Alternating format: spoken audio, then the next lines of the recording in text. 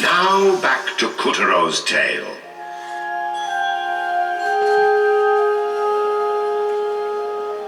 You'll recall that even after the moon goddess was defeated and her legion was put to rout, her loyal subjects tried to resist. 4 champions, ever faithful, rose to their mistress's cause. Over a period of weeks, they concocted an elaborate plan to lead a pathetically small but equally valiant army against the Moonbear King's castle Grizzlestein. Did it work? Well...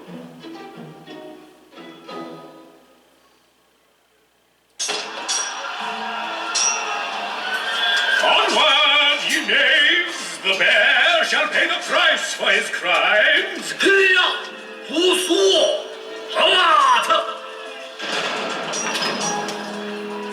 They were hopelessly outnumbered, but so desperately did they fight, so bravely did they broil, that the tyrant himself finally deigned to confront them. You fight well, dare I say, skillfully. But alas, that shield will not protect you from me! Coward! And that was the end of that revolt. The Moonbear King used his dark magic to lock the 4 champions' powers away, and all would-be challengers to his throne were wiped from the face of the moon.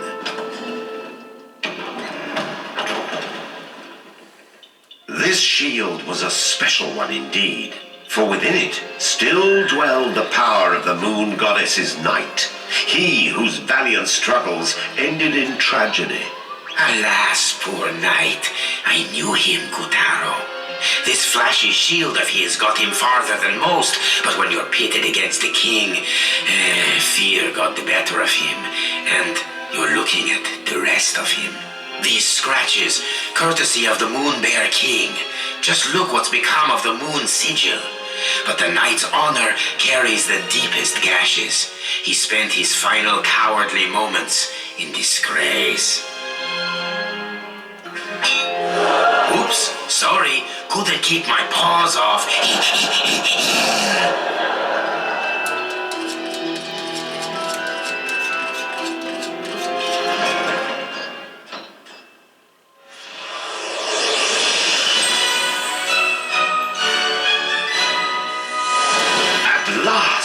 Putero had claimed the knight's powers. Woohoo! Why, you've done it, you sweet little muffin. Try those powers out. Oh, very good. Next up, Lunar Bitpot. Okay, shortbread, mouth shut and ears open. Use that shield to protect yourself. That's my clever boy. Remember, you can fend off nearly any attack, great or small, just as long as you don't get smooshed in the process. Lunar Glove! Now fend this sucker off!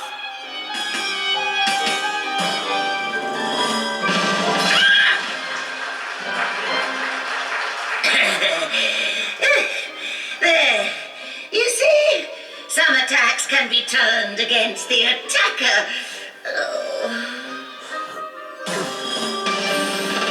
Next, try pointing the shield upward. Good. Now point the shield downward. Moving on. Lunar Bitpot! The best defense is someone else's offense. And the Night Shield, as it happens, was specially designed to deflect beams of magic light. Which is lucky for you, because here comes a doozy! Bounces at that grub there! Yeah!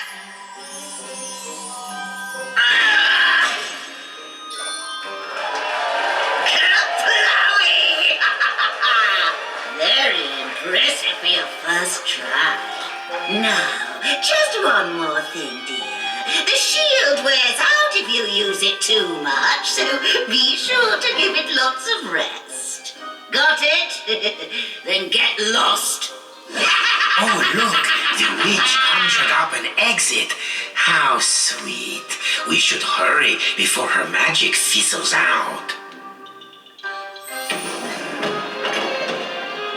Sadly, not all the castle's puppets were having the same luck as Kuturo. Winken, Blinken, and Nod here tried to make a break for it. And got broken for their trouble. The Moonbear King's overblown guillotine was waiting to reduce all such traitors to scrap. Yes, stay on your toes if you want to keep them. Looks like you need a head to get ahead. No defense is perfect. You'll find a weakness if you keep your eyes peeled.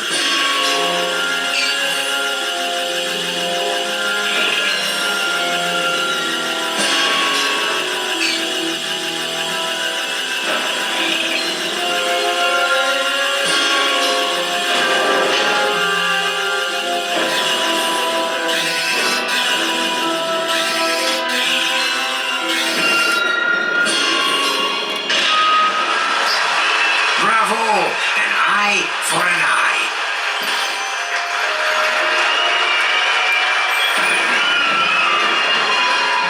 Climb on up, Kutaro. Colorly eclipsed, the shimmering gateway has been swiped.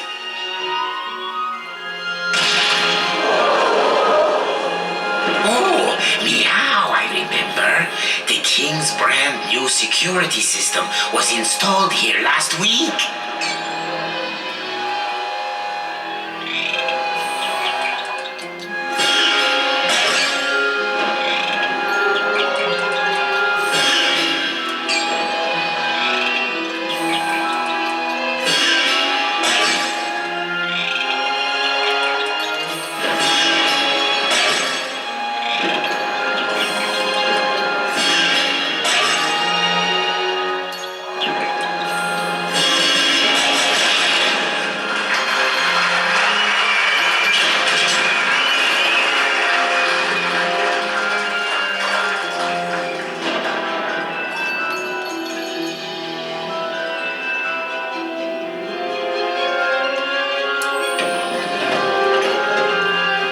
Here, the shimmering gateway abruptly ended. Kuturo could not stave off a sinking feeling that things were about to get grim. There you are, you vexatious thief.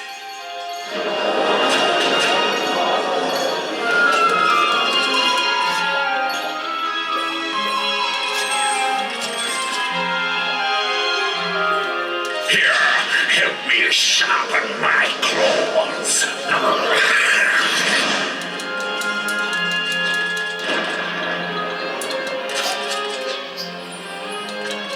Magic is pouring out of Calibris. Now, let Tiger have it.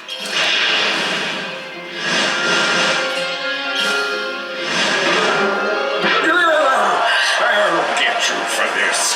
Mark my words. Well, we've reached the top of the prison towers, but where is the gateway? Help! Somebody! Oh, that's right. The princess is being held here.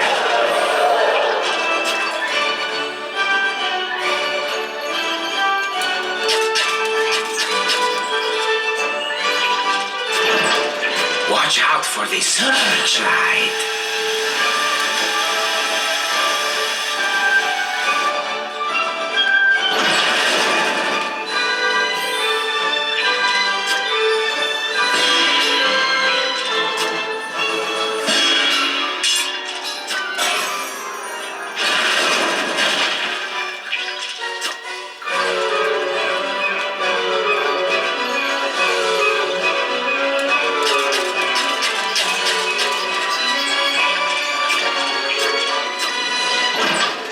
Was it the knight's soul within the shield, or something else stirring? A Fire filled Kutero's heart, and he knew it was his duty to save the princess.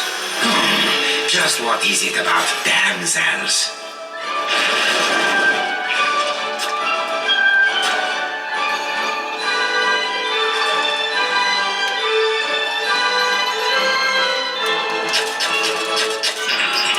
Are you my knight in shining armor? Get me out of here! Now! Ah! Wait, that's not the Sun Princess. She's not even a lady. At best, she's a lady in waiting. Kutero was disheartened, but his sense of chivalry would not let him leave the lady behind. Oh my gosh! Get me out of here! I wish she was a princess. I could really go for my own kingdom. No use moaning. A hero never leaves a lady behind. Chop chop! Come on!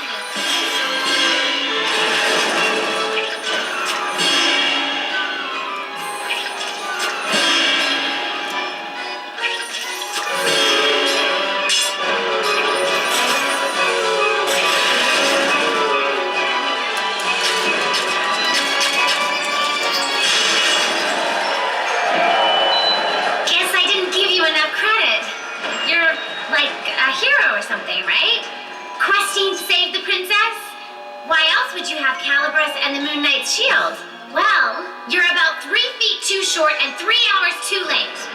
But thanks. Like, seriously.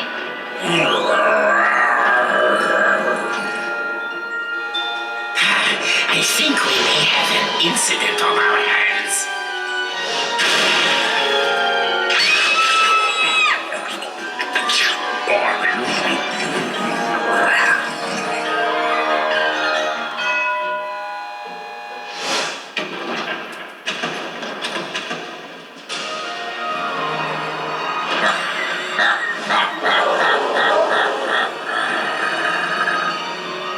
See that fang tiger is flashing? That's a piece of the Moonstone. Without that bit of dental work, he'd be a scaredy cat and no better.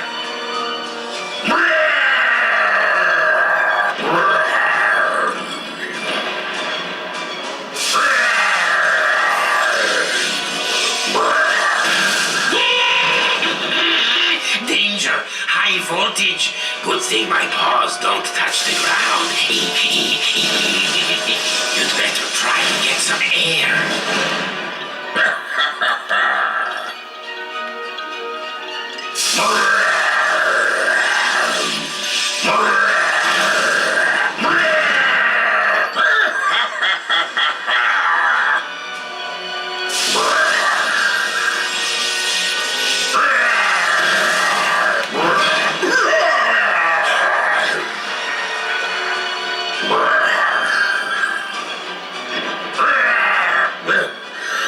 Don't you look scrumptious?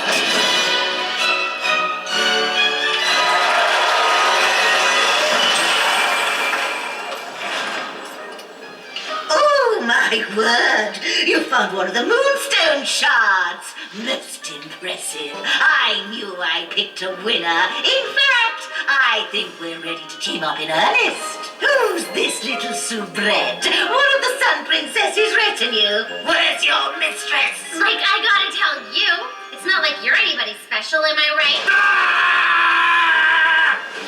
Hold that thought. It's the tyrant! Run for your life! Give me back my scissors! I'll chase you to the ends of the moon! This world belongs to me now! You'll never be safe, ever!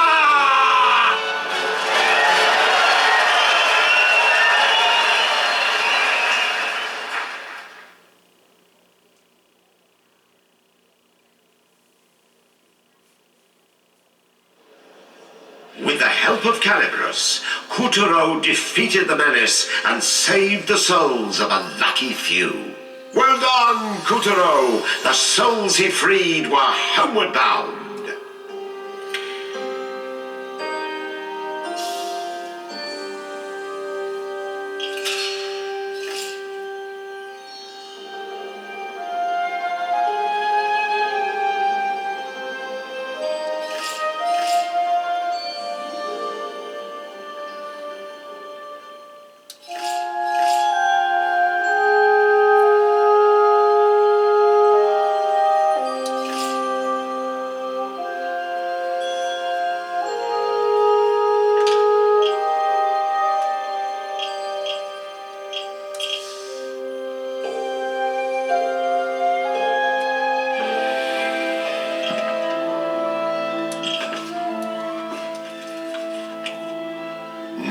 Lives.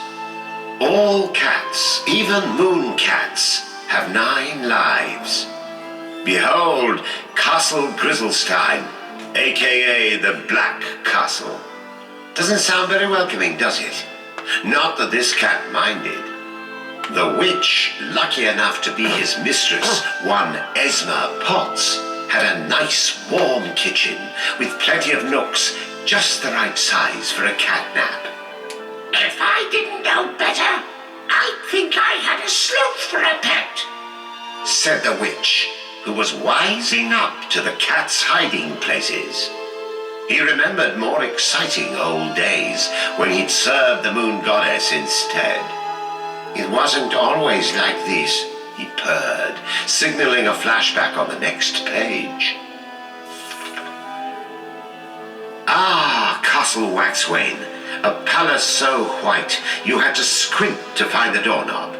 Its ruler, the goddess, had a special place in her heart for one particular feline. So when the tyrant stole Moonstone and Scissors and staged a rebellion, who do you think catapulted into action first? Meow! The blitz may have been cut tragically short, but it was a life worth giving.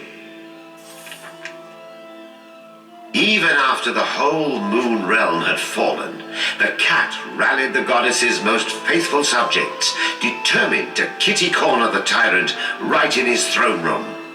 "Follow me, you dogs," he shouted to the 4 champions, and all of them, even the young knight who was allergic, did just that. The plan might have gone without a hitch had the knight not been such a hopeless chicken. Well, you can run over a cat twice, but you can never roadkill his spirit. The 4 champions had been slain, their powers scattered, but our dear feline never gave up on the goddess. He spent another life scouring the moon for any ally willing to fight for her cause. Thrice dead but undeterred, the cat tried his luck on the high seas. No danger was too distressous, no horror too heroific. Into the jaws of peril he leapt, and found it quite difficult to get back out. Would none take his side in this cold, cruel world? No, he had but 2 allies now, his feline pride and the love for the goddess in his heart. I'll tackle that monster all by myself, he meowsed, no matter how many lives it takes. But alas, what hope had one messenger of justice beneath the beefy legs of evil? Our protagonist quickly flipped to the end of this book in search of a happy ending. The sting of 5 lives lost and the acrid taste of disappointment were just too much to bear. It was then that he met Esma Potts. To be clear, this was no shining goddess. The witch was so ugly on the outside, so nasty on the inside, that the mooncat felt compelled to walk away. Until, that is, he realized they had a common goal. He decided to hold out hope for a special child the witch assured him was coming. Each night he gathered a few puppets and led them up to the Tower of Tribulations. But these were mere children, dreaming children. The brave ones died and turned to grubs, while the cowards who ran were enslaved in the kitchen. It was no use. After 7 messy deaths, our plucky feline had fought himself out. Yes, the goddess was beautiful. Yes, life was better once. But getting all worked up over the paradise he'd lost was blinding him to the joys of mediocrity. Eat up, you mangy sluggard, so you can get some work done for a change. Today's joy was snot-coloured soup and a lecture, but at least he wouldn't starve. Home is where you hang your hat. He had 2 lives left, and this mooncat planned to sleep through them to their fullest.